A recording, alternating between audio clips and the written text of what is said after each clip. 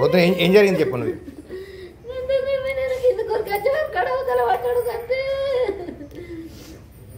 ఐదు నిమిషాలనే వాడు అందుకున్నాడు, అవతల పడ్డాడు.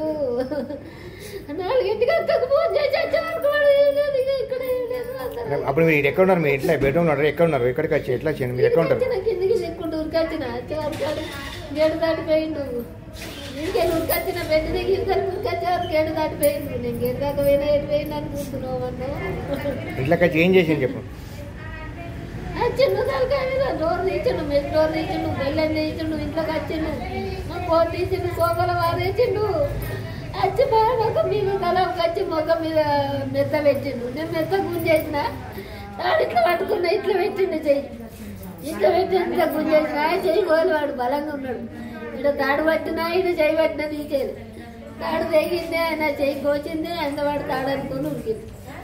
5 నిమిషాలలోనే పట్టుకున్నాడు, అవతల ఉరికింది. అంతే వీరికి కిందికి ఇట్లా ఉరికెత్తనే ఉన్నవాడు గేటు దాటిపోయిండు.